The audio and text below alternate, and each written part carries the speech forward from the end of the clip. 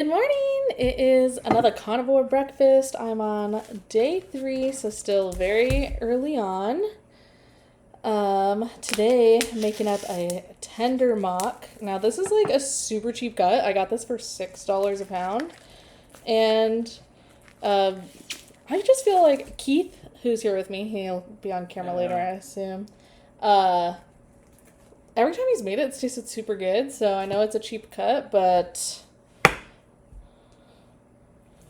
let's enjoy it. Since I like my stuff more raw, I like really thick cut pieces of steak. Do you think I should do thinner ones for you and Devin? No, you can do thick cut. Yeah, go for it. And then I'm gonna do. Oh, you know what? I actually meant to marinate this and run to Sprouts. We could still do that Do you want to do that? to get bacon, because I thought it'd be good to have bacon.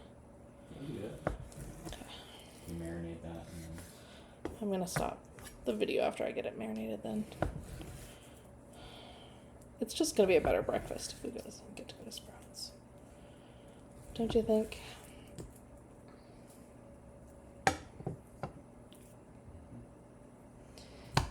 Yeah, not half the bacon. You gotta have bacon with your breakfast. You know, I actually used to find all pork really repulsive. Most of my entire life I didn't eat it. And even like really intense social pain from people's families sometimes that I wouldn't eat pork. Like one time I went to New York with my friend who's Chinese, and this was actually, I think he was being kind of a douchebag on this trip because he wouldn't translate anything for me or to his family. So it was like, I think he was just having like fun trolling me. The trip was amazing in so many ways, and like I would have never experienced New York that way without going with somebody who like is and speaks Chinese and going to Flushing and being able to navigate and everything. So incredible trip. I don't want to take that away. Incredible food. Um, but yeah, he wouldn't translate, and his dad was making these dumplings, and I was like, will you please tell your family I like won't eat pork? And he didn't do it till his dad already did all the work of making everything, and it was so hard to say no, but like literally pork made me feel like I was going to throw up at that time in my life, and I felt so angry and embarrassed, and I just didn't even really know what to do with it because it hurt, and I could see like disappointment on his dad's face because he told him after he made everything, after he, and then I was like, oh, is this? I could taste it. I was like, this is pork, and then he told his dad like, oh, she won't eat it because it's pork, and it's like he could have told him, and not even just like him thinking of it himself. I was begging him to do it, and he didn't do it. So, that was so painful.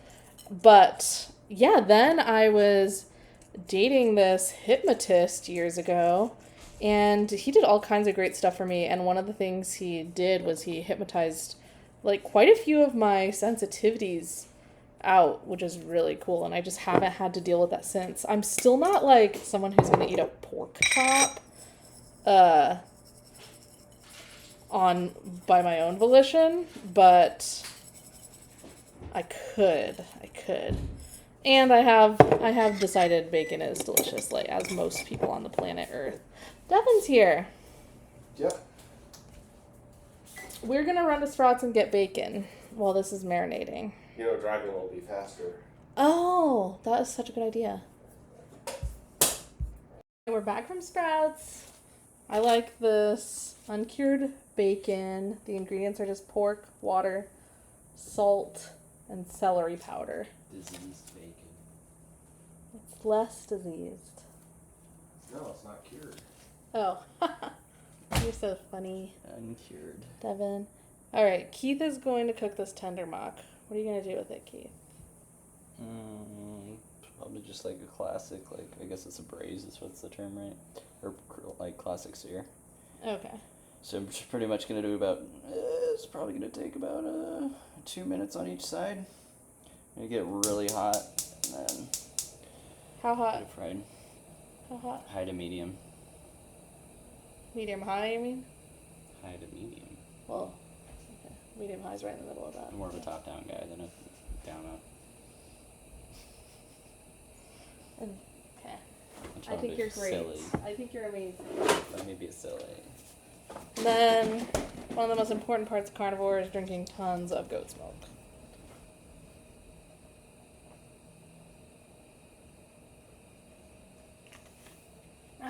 Yeah. I must have missed that in the literature.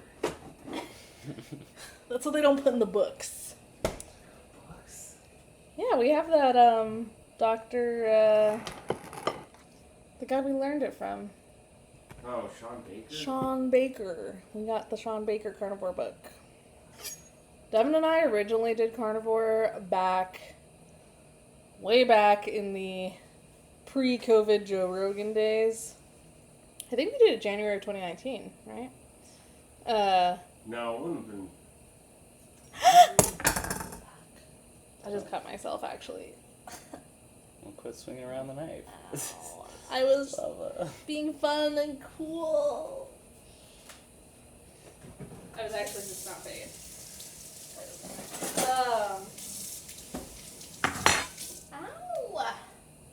So, yeah, we watched that original Sean Baker podcast episode with Joe Rogan, and that's when we tried carnivore for the first time. And I really loved it.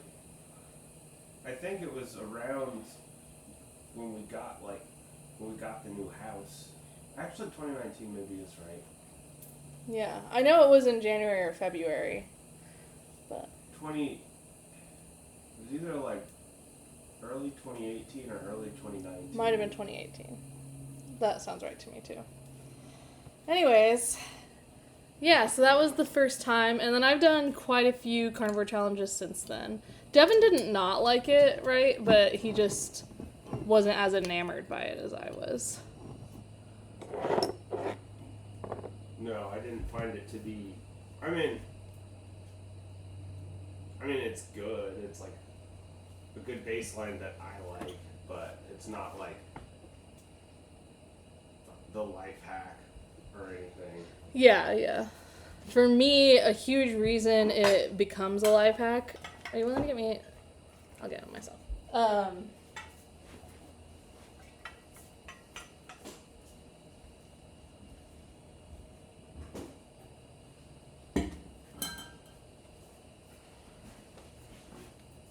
For me, the biggest life hack part of it is like,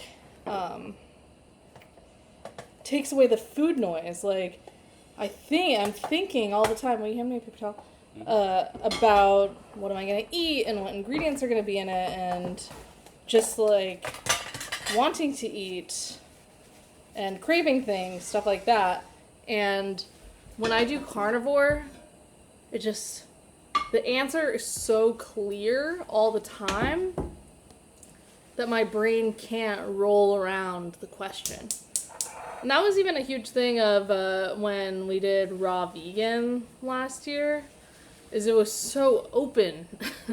It did not do anything for food noise to me. And I don't plan to take any GLP-1, so... I got this cute Band-Aid. Well, like, I think the problem with raw vegan that I ran into is that, like, there's not, like, just one vegetable that you could just eat. Yeah, that's what I'm saying. And be fine, like all the time, you know? You can't just eat, like, you really can't just eat bananas and at least feel functional day to day. I mean, some of the fruitarian people might disagree. Yeah, well, they're liars and idiots. Like,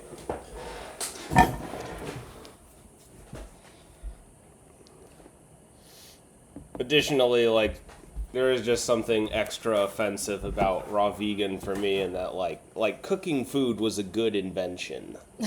Yeah, I definitely... There's a reason we still do that, like 3,000 years into the future. Like that wasn't a fuck up.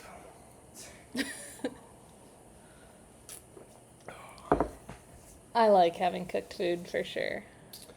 Yeah, it was weird because like when I did vegan for 3 weeks, the particular like protocol I was following was like salt wasn't allowed, and by the end of it, I was like, man, I would kill someone to drink the salt out of their blood right now if I could. And like that was just that restrictive diet. Well, raw vegan, it was an extra weird feeling to just be like, man, I would just like warm food. I'm tired of like cold food all the time. Yeah. Yeah, the first time I ate something hot was glorious. Yeah, you were like, what were you doing? You were like trying So, to like do a temperature thermometer to just get it up to the edge I was. of the allowable temperature. Well, that was because I had these kelp noodles that you could just soak in water. And they're like glass noodles for ramen-esque stuff. And they were actually pretty decent, except for if Keith and I went on a road trip and they turned into just like this gel, which was kind of gross in the end. But they tasted pretty good a bunch of the time.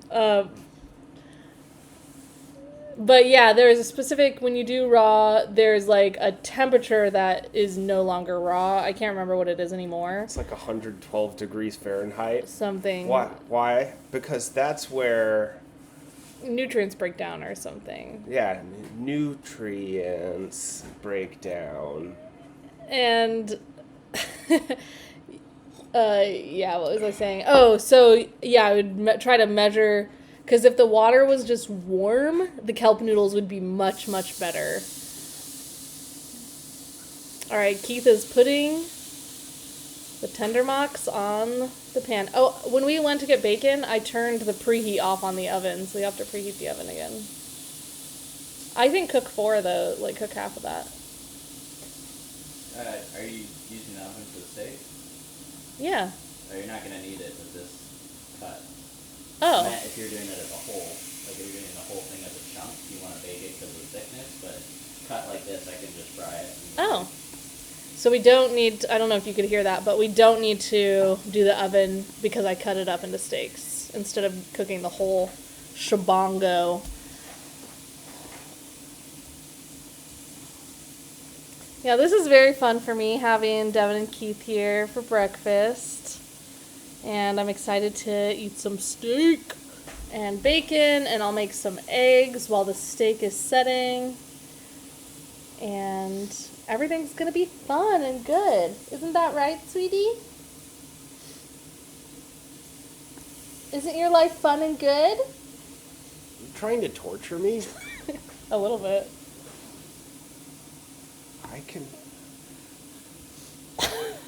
I can retort. Okay. I can make your life miserable too. Yeah. You'll pay. I'd like to see you try. Okay. No, I wouldn't. I changed my mind. Too late. A deal has been struck. Do you want to show off your mug? Okay. My cousin works at a coffee shop, and she ran a mug decorating thing.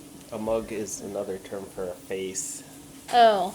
Ha ha! You're so good with the puns. Anyways, we had these markers, and it was pretty hard to do, but Devin loves The Thing more than anyone I've ever seen love a movie. And so I made him a Thing-themed mug. We have a chessboard, and it was really hard to do the chess pieces, so they're just kind of blobs. everything's a little blobby because the markers were difficult to use. And then I did like a disformed face and cheating bitch. And then we have the Thing movie poster. And on the handle it says, I love my beef. Your dad will probably watch this. You want to say hi to him? Hi, Dad.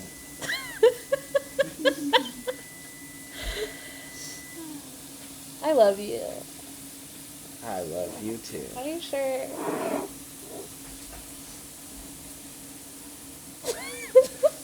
How many times do I have to say it? Just a few hundred more. I don't believe you. That doesn't sound high enough. Oh. Let's check in around the kitchen. How's the steak going? It's going good. Probably don't need to cook it for 2 minutes. I think it might Ooh, have do you want the to meat be thermometer? good. Yeah, why don't you grab that?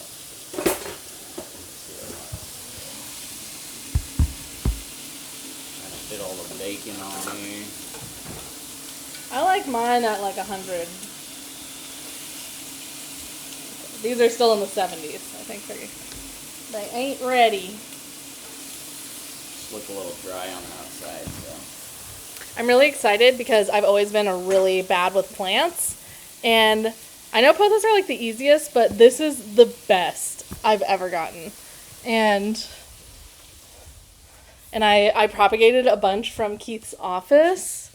And now I have this whole area filled with them, which is really exciting for me. And I've got a few more. This is my like little propagation station now. So, and look at this guy. Ah! He's so happy. I think I have a sunlight right here, and I think it really is making everybody happy. Including me. All right, we're back. Breakfast is cooked. I ate my bacon during the cooking. I see it as a cooking snack. So I've got steak and eggs. The boys got steak and eggs and bacon. Oh, man. Not a boy. You are. That's so true. Man, I overcooked the eggs just a little bit. They're kind of gummy rather than runny.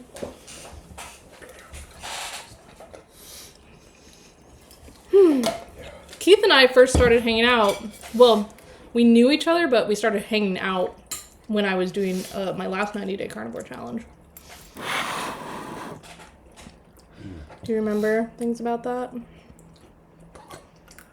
A little bit. I just still remember the first time you had the spring equinox. Yeah, the winter. Yeah, it was a spring equinox party. Yeah. Oh yeah, no, it was winter solstice, dusk till dawn, and you showed up at dawn the morning of the party, not that party's supposed to be like through the night, but he showed up the morning, the dawn of that party. I remember I asked And we you just like hung out.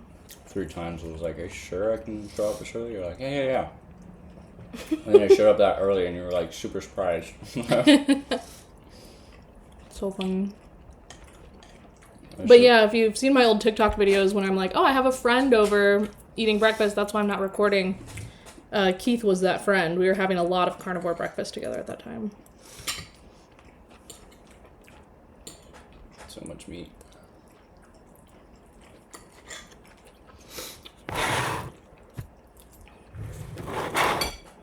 It's actually the time I discovered my body's not as carnivorous. Yeah, Keith needs carbs for sure. Oh yeah. Do you have theories on, I don't know, what makes people more or less supported by it? Personally, I think it's ancestry. Primarily, I think there's a couple factors because it's basically the general argument is nature versus nurture. I don't like that framing because it's a versus. It's really like nature and nurture. Like there's certain things that will drive ways that your body responds. So like, for example, like the way your mom ate when she was pregnant will also determine how your body responds to food. So if your mom, like my mom ate a lot of pasta. That's something she always tells me. She's like, I ate a lot of pasta when I was pregnant with you. So I'm not surprised if that's like, okay, my body can handle pasta a little bit better than most I don't know. people. My mom did too. Like, Mm-hmm.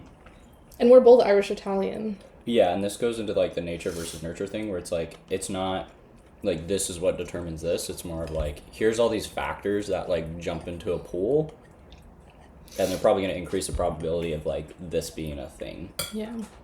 So like, also like growing up, what you ate is going to determine it. So like what you eat between 0 and 12 years old will also have impact on that.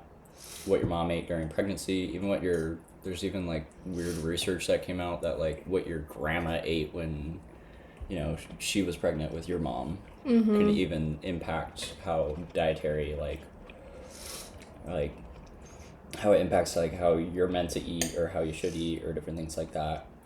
It's really all over the board. And you know, I was like talking to a dietitian the other day, and we were kind of laughing about this, which is like there is no like normal average, like there's not like one way to do it right. Like there's some general things that are like kind of standardized, like calories does seem to impact people, like how much over or under definitely is a factor. Body composition, being like overweight is a factor. Eating processed food, like that's like all those are like very clear across the board, are like things to be aware of for every single person. But when it comes to specifics, like this is how many carbs you should eat, or this is how much fat you should eat, or protein, it's like really highly variable. And the best way to do it is like, technically the gold standard would just be blood testing yourself and then looking at the things that are considered, hey, these are the things that we know these blood tests generally essentially mean this person's going to live longer and have less chronic disease. That's kind of like what's considered generally healthy. And so when we see those blood tests in these ranges, that means this. And so then what you do is you go through the diet, you would blood test somebody and then say, okay, are we actually seeing those markers? So it's then based on the person, not based off of generalization of like necessarily like how a populace works. Yeah. So that's technically the ideal, but not everybody has money to just spend on blood work necessarily. Yeah, obviously. So like that's a factor too to consider. It's funny for me, I'm thinking about like my Devin's still here. I love you. Yeah, good thing we said that, otherwise People might not know. someone might really... I don't know, his arm's pretty big in the photo. In my childhood, I remember I had this stepdad who started cooking steak, and then I thought I was like blown away. I don't think I had really had that experience, and he was like a grill guy, you know, and it became this joke that I was a carnivore because I could eat like way more steak than any child they had ever seen, and yeah, I wonder even how much of this, like, in adulthood is attached to, I don't know, the, like, pleasure and joy of being that kid and eating steak and getting, like, tons of positive reinforcement. There's also like, I feel like the layer that gets often ignored or not tracked is behavioral in this nature. So like, I might say like this diet works for somebody or something like that, but does it work because of like the habit of it per se? So like raw vegan would pretty, and technically it goes into the same category as like carnivore. It's an extreme example. You're like, I'm just gonna do this, I'm gonna cut everything else out. And what is the habitual behaviors of someone who's doing raw vegan? And you were just talking about this before. It's like raw vegan takes a lot of work. Do I think it's possible to be healthy on it? Yeah, I think it's doable. But how hard is it to do? Probably really fucking hard and take a lot of time. So is it worth the energy and effort? Because you have other factors of life like relationships or the fact that you have to work. You also have to make money. Like those things. Does it habitually make sense and behaviorally makes sense to weave into, what you're doing in your day-to-day life. Mm-hmm. So I think one of the reasons carnivore works so well for you is something you mentioned before, which is food noise. Yeah. But the reason carnivore doesn't work for me very well is because of quantity. Like, I need to eat more calories. I have a caloric issue. I'm not eating enough, typically. I'm working out too much, and then... Well, yeah, because there's a thing, like, I can fast for 4 days, and it's, like, annoying in the beginning, but it's not actually that hard. And when you and I tried to fast together, it was, like, detrimental. Yeah. Cool. So, like, is intermittent fasting show improvement in things like HRV or blood? Yeah, totally. But I need to track my calories like a hawk to be able to do any form of intermittent fasting or long-term fasting. Just because it's more likely I'm going to go way too deficit. Mm-hmm. Devin can fast for days, but he doesn't like it that much. What? Yeah, like when we went camping and... Yeah, like I wouldn't say days. I mean,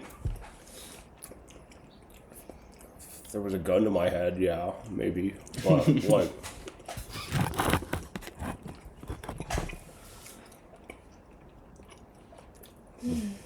I don't know. Yeah. Fat people have more fat to burn. I'm thinking of when we went on that waterfall trip, neither of us. Well, I'm like, part of it, I do think a part of it is like, your mental tolerance for going without food with like, what can your body tolerate to some degree? Yeah. Well, this topic is fun, especially because the next episode of me and Juno's podcast coming out is on veganism tomorrow. So, Oh my gosh. if you want to check it out, and that's Carnivore Breakfast Day 3.